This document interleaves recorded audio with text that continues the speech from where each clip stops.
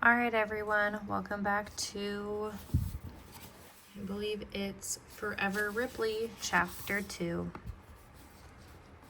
A few days later, I've almost forgotten the morning of the strange fall, the biting pain in my backside, and the early morning visit to see Mr. Chen, the nice man who lives at the end of our road. At his house, he ran his hands beneath my fur, up and down my back legs. It was a lovely way to start the day. After that visit, Mom and Charlie start hiding something horrible called pills in my treats. They kind of ruin my peanut butter, but I don't mind because they also seem to stop the pain in my leg.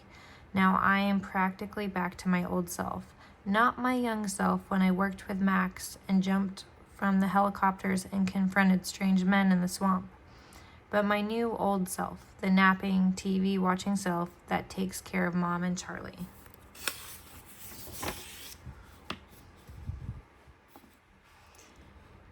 Today is a stay-at-home day. When Mom doesn't go to work in the fields or swamps, she doesn't come home smelling like ducks and geese or bears and alligators or her favorite, the brownish wolves that call the swamps around here home.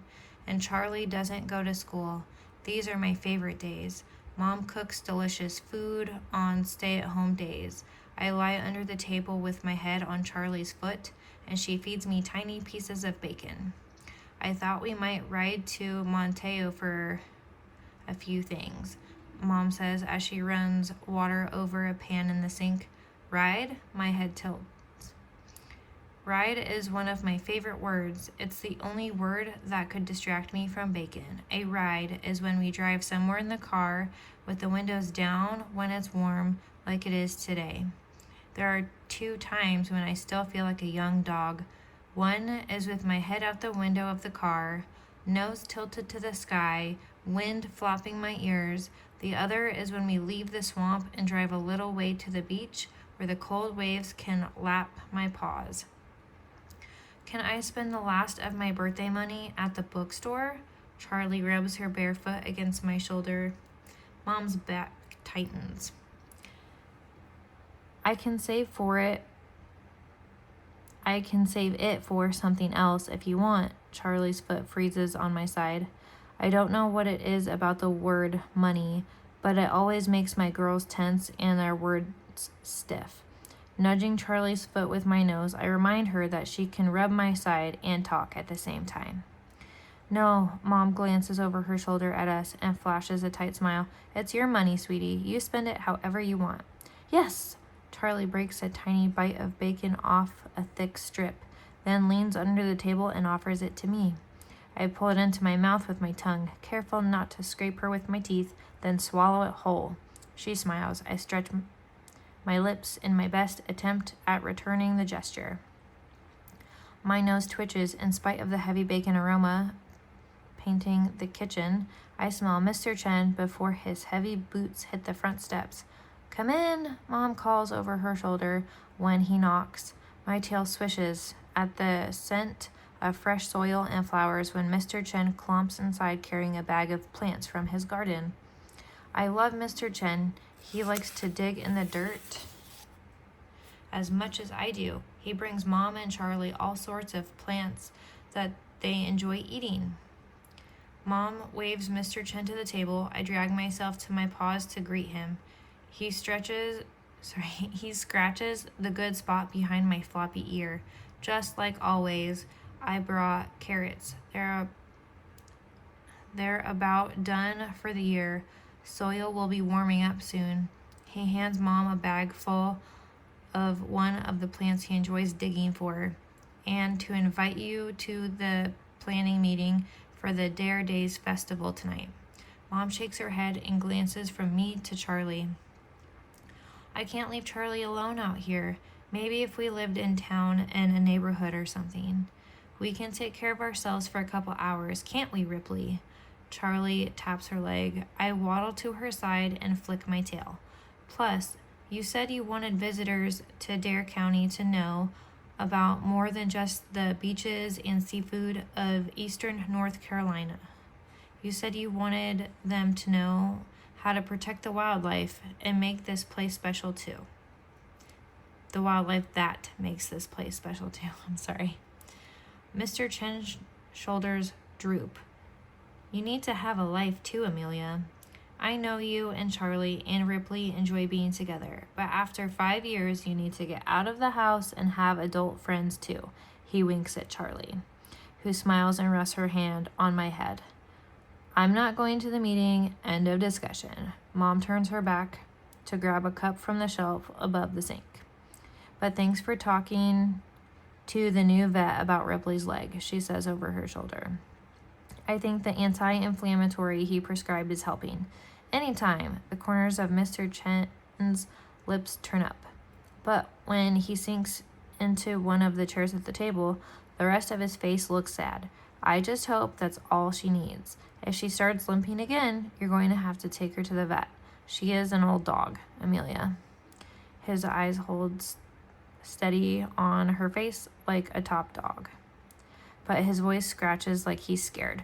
German shepherds are prone to cancer at much younger ages. Mom's body flinches like something he said or did hurt her, which is very confusing. Mr. Chen would not say or do anything to hurt Mom. He wouldn't say or do anything to hurt a pesky mosquito. Charlie tenses too. I lean against her leg to remind her I'm here for support and watch on high alert, concerned by their strange behavior. Uh-huh. Mom holds up a hand to Mr. Chen and shakes her head. A dog's bite is always worse than its bark. But humans are different.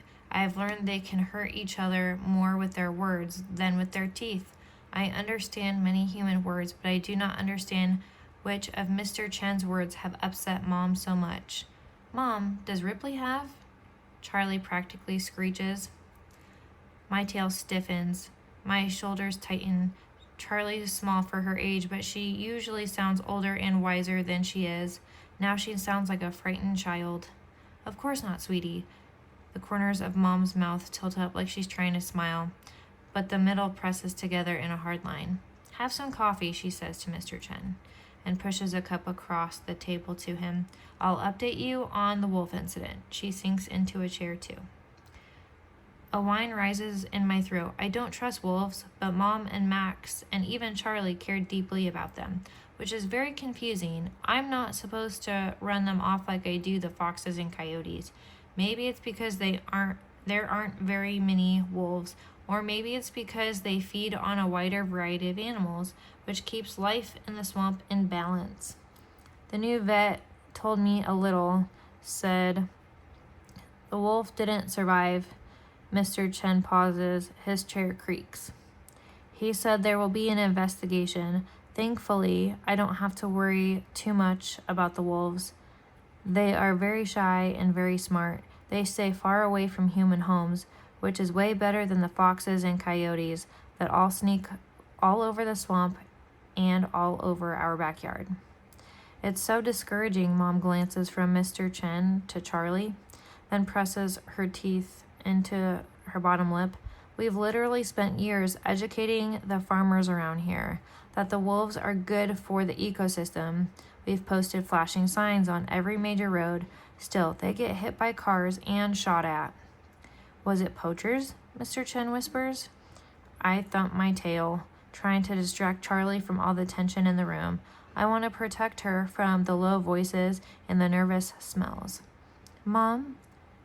Charlie won't be distracted. Tell me, is it something wrong with Ripley? She looks at Mr. Chen, her eyes wide, when Mom doesn't answer. He studies his hands as if they are suddenly more interesting than dirt or flowers or even Charlie. Everything is fine, Charlie. Go get ready. Let me tell Mr. Chen about the wolves. Then we'll ride to town. Mom's teeth seem to bite down on each of her words when she talks. But she also said ride. Rides are wonderful. We should be excited, wagging with joy. But ever since Mr. Chen's voice dropped and Mom brought up the wolves, everyone smells anxious and mopey. If my mouth could make words, I'd remind them about the ride. Instead, I tilt my head back and do what always gets their attention, howl. and Mom smiles down at me, and Charlie's eyes twinkle, and Mr. Chen's belly wiggles as he howls right along with me. Alrighty, I hope everybody enjoyed chapter 2 of Forever Ripley. Friendly reminder, this book, at least so far, is representation of a dog's point of view, not a person's point of view. If you have any questions or anything like that, please feel free to leave them down below in the comments, but I look forward to hearing more of the dog's point of view of this story. I hope everyone has a wonderful rest of your day, and we'll see you next time. Bye.